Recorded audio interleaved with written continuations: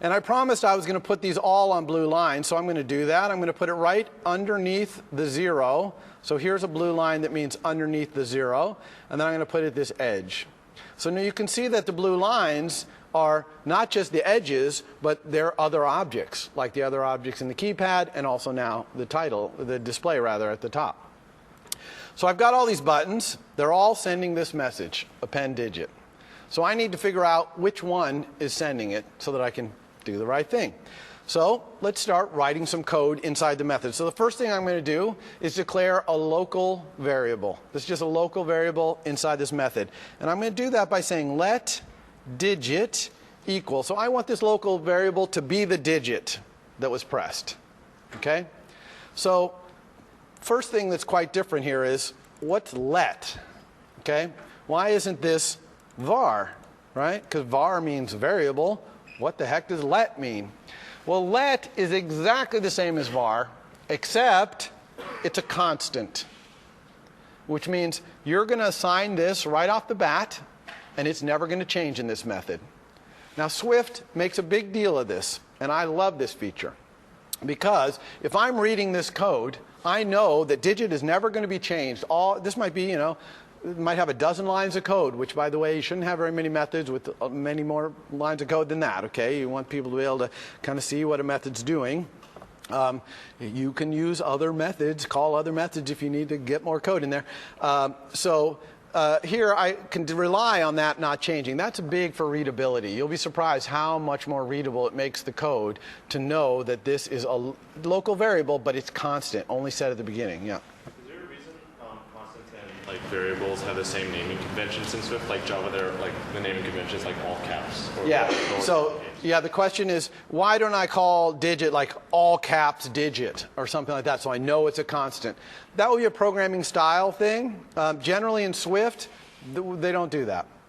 And I'll show you why that is in a moment, okay? Why you don't really need to do that, because you can very quickly find out the declaration of any symbol anywhere with one click, and you'll see that.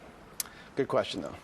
All right, so I want to let the digit equal the number that's on the sending button. So I'm going to have to send a message to this button.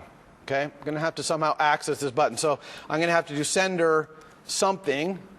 Give me what your title is. Okay, so this is a good time to talk about the documentation, because being a good iOS developer really demands that you are good at navigating the documentation. Luckily, the documentation is really well plugged into Xcode.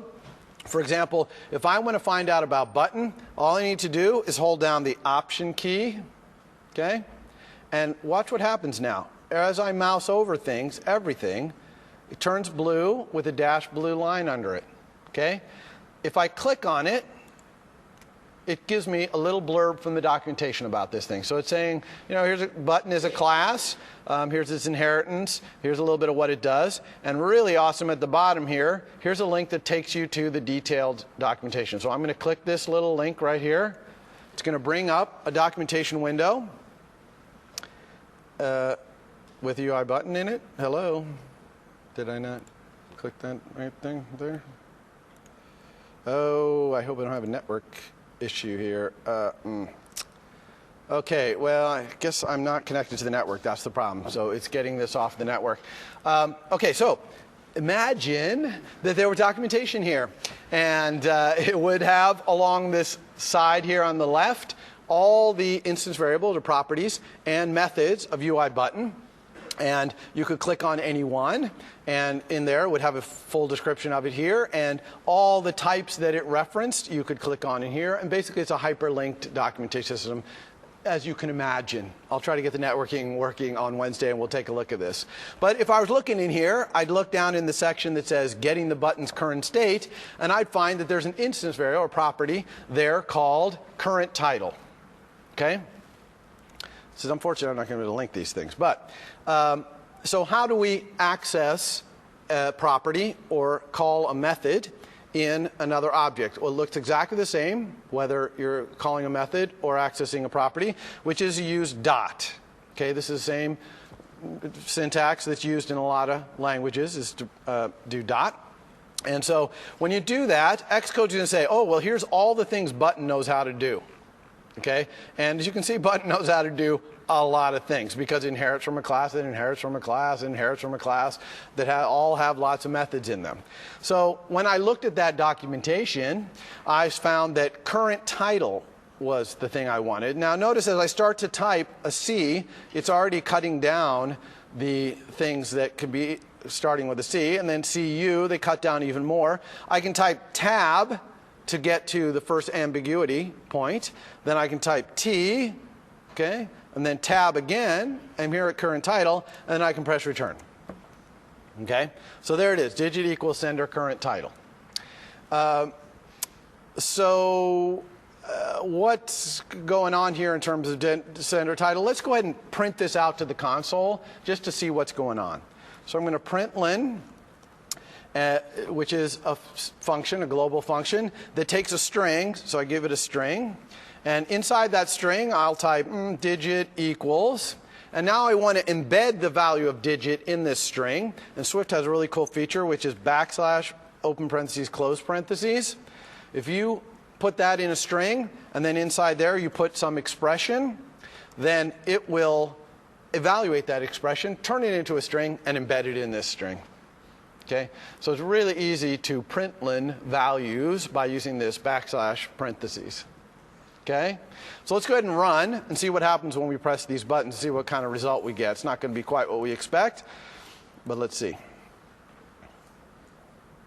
All right, so here's our UI. We've got our buttons. That's a good start. And now, and the console, where's the console? Well, watch this. I'm going to press a button, 5. The console appears at the bottom here.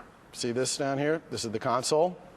And it's saying digit equals, optional 5. Okay? How about a 9? They're all optional. What the heck is going on here? Okay?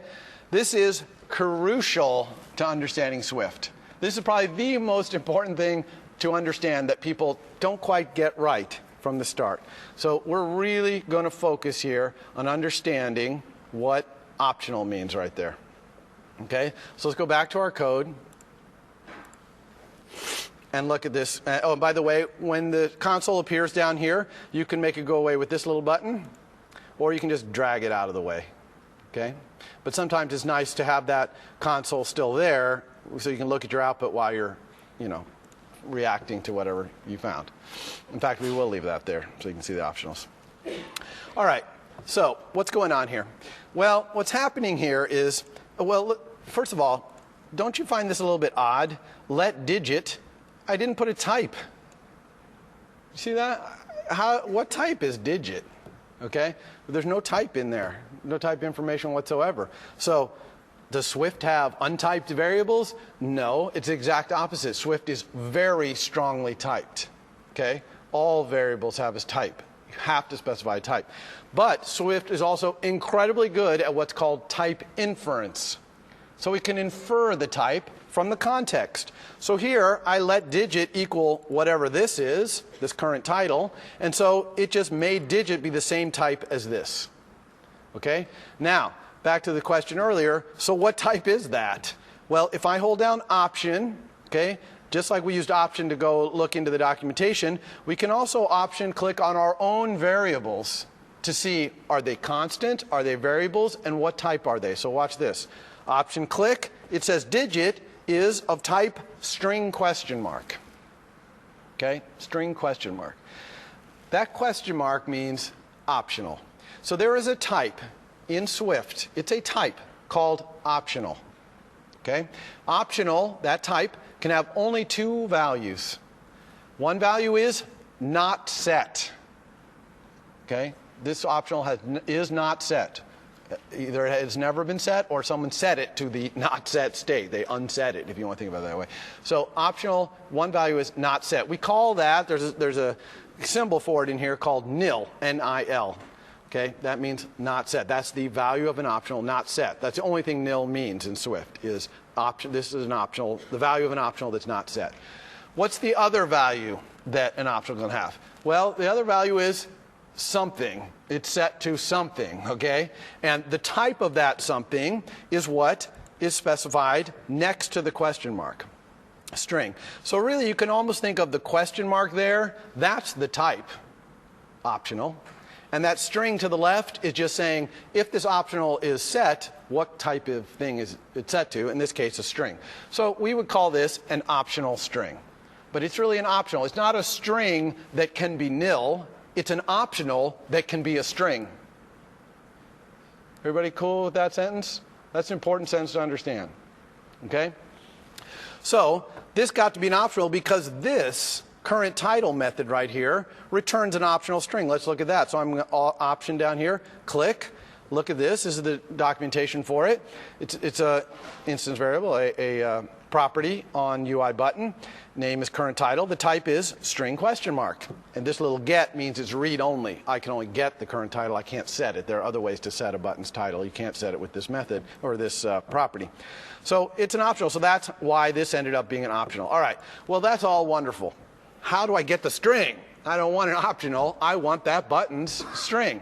And the way you do that is you unwrap the optional, meaning you look in there and get the associated value, with exclamation point. Okay. What happens if I put that exclamation point there? Well, first of all, let me show you that when I put that exclamation point, look what happened to digit. I'm option clicking on digit. It's not an optional anymore. Digit turned into a string because I unwrapped the optional that came back from current title and got the string out of there. But what happens if this is nil? What happens if this optional is nil? In other words, the button title has never been set. Crash. Okay? Crashes your program. So if you use exclamation point to unwrap an optional, and that optional's current value is not set, nil, then it will crash your program. Now, a lot of you might be like, whoa, my programs are going to be crashing all over the place. And because there's a lot of optionals in iOS. I mean, a lot. Okay, most things are probably optionals because most things, it makes sense they could be in a not set state at some point.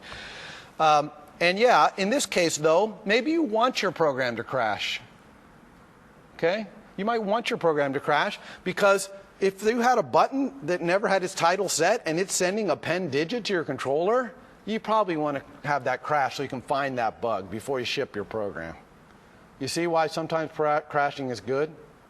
Now, if you don't want to crash, there's a way to get around that as well, and I'll show you that a little bit later. But for now, understanding that that's what this exclamation point does, it unwraps that optional and crashes if it's nil. But if it's not nil, it gets to the string, or whatever the optional type is, out of there for you. So now let's go ahead and run again.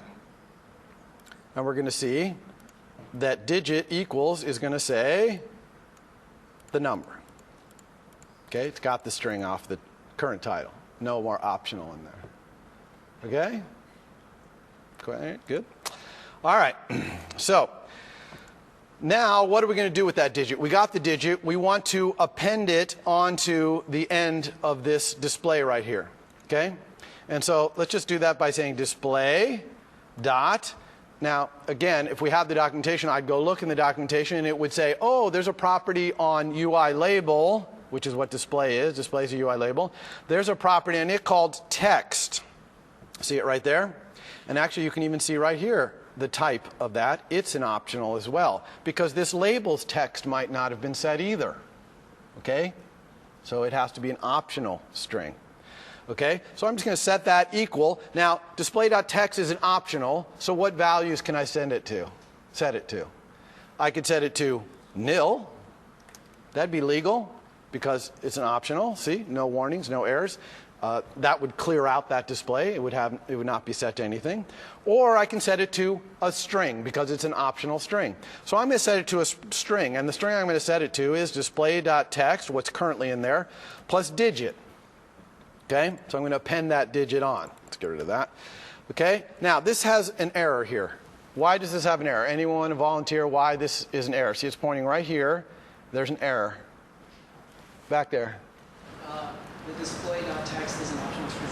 Bingo! Because display.text right here is not a string. It's an optional. And you can't add a string to an optional. You can only add strings to other strings. So we need to turn this into a string by unwrapping it. And again, yes, this would crash if the display currently has nothing in it. It's not set. Okay? Everybody cool with that? So let's run again. All right, so now 5, oh, it put the 5 on there. 6. Excellent. It's kind of working. I don't really like that 0 though. That's kind of weak. 0, 5, 6. That 0 should have gotten cleared out, right? When I first typed that 5. And that's because we really need some way in our controller to know whether we're in the middle of typing a number right now. Because if we're in the middle of typing a number, we want to append. But if we're not in the middle of typing a number, we want to start a new number, right?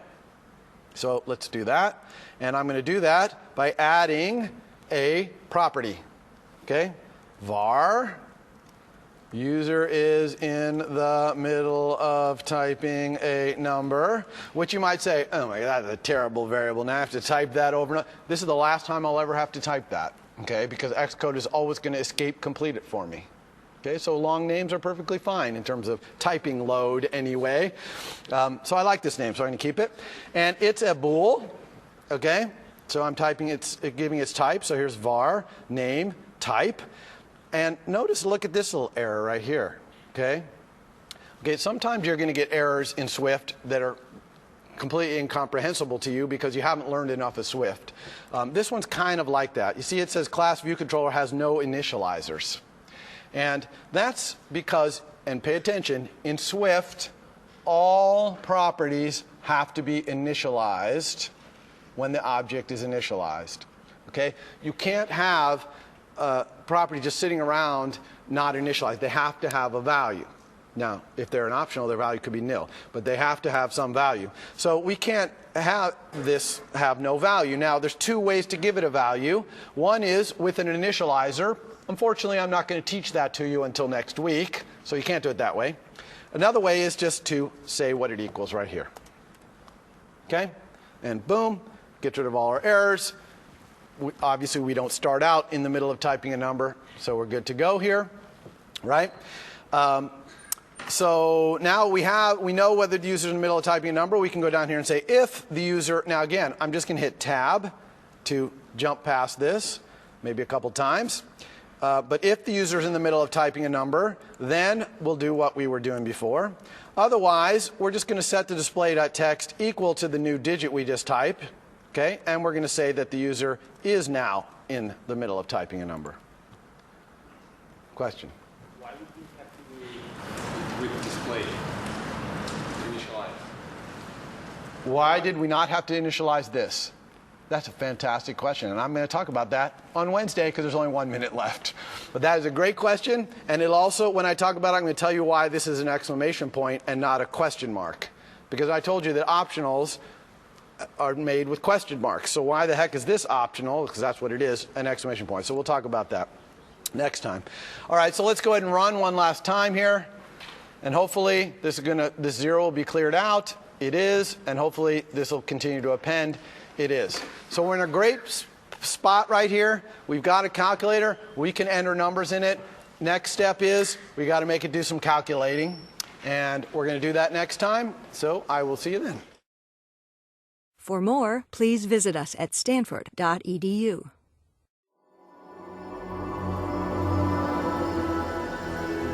Stanford University. All right, well, welcome to Stanford CS 193P, winner of 2015. This is lecture number 2. Apologize up front for my terrible voice. We're going to try and get through this as best we can today. Our topics are twofold. We're going to continue the calculator demo that we started in last lecture. And then we're going to have some slides about this model view controller object-oriented design pattern that we're going to use in everything we do when we build applications in this class. All right, so let's get started with that demo. Again, here's a slide with a summary of kind of the important things we're going to talk about. You don't need to read those in advance here. It's more for reference. My slides in general, I post them. It's mostly intended to almost be note-taking for you, to be able to go back and try and figure out, oh, what did he talk about that day? Oh, yeah, what's important, etc. So my slides do tend to be a little bit dense. I tend to put a little more on them than just bullet items. But that's because I want you to be able to look back and kind of get just a little bit more depth to remind yourself what I talked about. Okay? All right, so this demo, if you'll remember last time where we left off, we had gotten the keypad fully working. All right, and we were talking a little bit about properties and instance variables and how we had to initialize them. And someone asked a question right at the end of lecture, perfect timing. What about the little outlet that we dragged out, that display UI label exclamation point? How come we didn't have to make that equal to something to start? And that's where this demo is going to pick up. Okay? Okay, well, let's dive back into this demonstration where we left off, which was this line of code here. And we had just talked about the fact that we have to initialize all of our variables in a class, in any class. And so that's why we need this equals false here. We wanted the equal false too, but we needed it. And yet it didn't seem like we needed one here. And why was that? Well, it turns out that this right here, even though it doesn't quite look like one, is an optional. And optionals automatically get equal nil given to you. So you don't have to actually put the equals nil here. So that's why, so this one is getting initialized. It's just being done automatically for you. But let's talk about the look of this thing. It's got this exclamation point here. And if it were an optional, you'd be used to it having a question mark. For example, when we look at this optional right here, current title, you see it's string question mark, not exclamation point, question mark. So what's the difference between a question mark and an exclamation point here? And the answer is it makes no difference to the actual type. It's still an optional whose value here could be a UI label. But it matters on the usage of it. And this is purely just kind of compiler helping you out thing here. But if we look, when I change this to a question mark, you see that some errors appear down here. So let's click on one of these errors like this one, and you can see the error is that UI label question mark does not have a member name text. In other words, you can't send text to a UI label question mark, which is what this is. And that makes sense because UI label question mark is an optional, and obviously optional doesn't respond to text. UI labels do, but optionals don't. So why are we getting this error now when we weren't getting it before?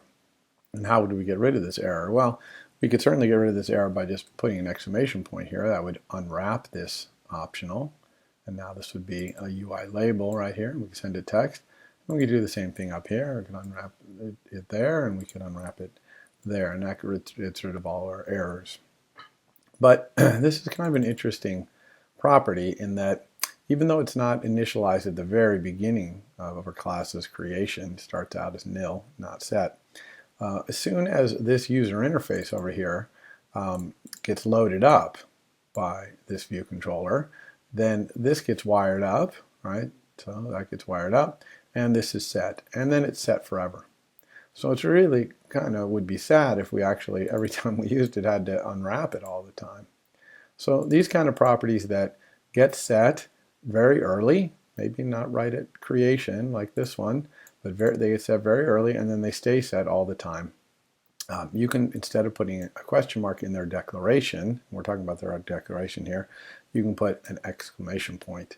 And what that says is, this is just an optional, but always automatically unwrap it so that you don't have to put this exclamation point in here. So if I take this exclamation point out, you can see it's not generating any errors, and it's still going to unwrap this display and turn it into a UI label. And it's still going to crash your program if for some reason the display were nil. If you tried to execute this code, it may be impossible because this is the button sending this, so the button wouldn't be here if this hadn't gotten already loaded up and set. But if somehow you had some place in your controller where you were accessing display before this UI got loaded, it would crash because it is unwrapping this. It's just that you don't have to put the exclamation point. It's kind of like auto exclamation point. And this is called an implicitly unwrapped optional. Okay, implicitly unwrapped optional. And it's really only useful for this kind of property that's set very early and then stays set forever. So it's kind of syntactic sugar, really. Okay, so let's move on to the next button in our UI right here, which is going to be an enter button. Now, our calculator does not have an equals sign, so you're probably used to calculators where you say 6 plus 3, and then when you hit equals, it shows you the result. This calculator, a little more like a scientific calculator, has an enter key. And so instead, you put the numbers you want to add or divide or multiply or whatever onto a stack, and then when you press the operation keys, it pulls them off the stack. So that looks like this: 6 enter 3 times, or 6 enter 3 enter times. So the times is going to pull the 6 and the 3 off the stack. Or you could even go 6 enter 5 enter 4 enter, and then go times plus, and that would multiply the top two on the stack and then add the last one on. So we need an enter key here for our calculator. Now I'm going to create that enter key in a way that's actually going to cause a problem for me in a moment, but I want to show you how to resolve that very problem. So I'm going to create this enter key by copying and pasting this digit key right here. And I'm just going to put it in here. Notice how I'm lining these blue lines up absolutely perfectly. I don't want them to be, you know, like it's lined up with that one, but not that one, or vice versa. I want them perfectly lined up, because later I'm going to spread these out over the whole UI. And if I haven't lined these up just absolutely perfectly, then Xcode's not going to quite know what I want here in terms of the relationship between these.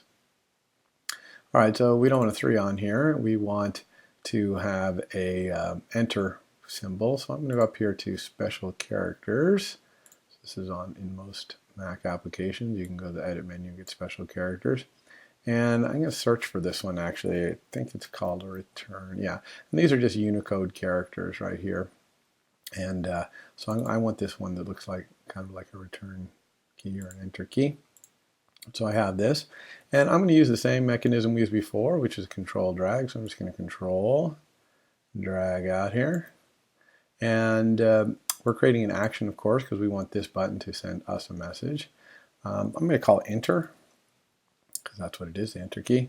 Now one thing that's different about this one, if you remember when we wired this action up, we had the button who was sending it as an argument, and we don't want that this time because there's only one enter key. We don't really need to talk back to the enter key, so we're going to say none right here. So it also doesn't really matter about this type because we're not going to have an argument, so it doesn't matter what this type is. So let's connect that. You can see right here we have enter, and it has no arguments. Now, what are we going to do inside enter? Well, the main thing we need to do is put whatever number is in this display up here, okay, onto our internal stack. So we're going to need an internal stack in a moment here. Another thing we might want to do is set users in the middle of typing a number to false, because we might have been typing a number, but as soon as we hit enter, we're putting it on the stack. Next time we type a digit, we're going to be starting a new number. All right, so we'll call that user is in the middle of typing a number false there. Now, let's go ahead and actually run this and see how this is working, because there's going to be a little problem here. I'm just going to run this.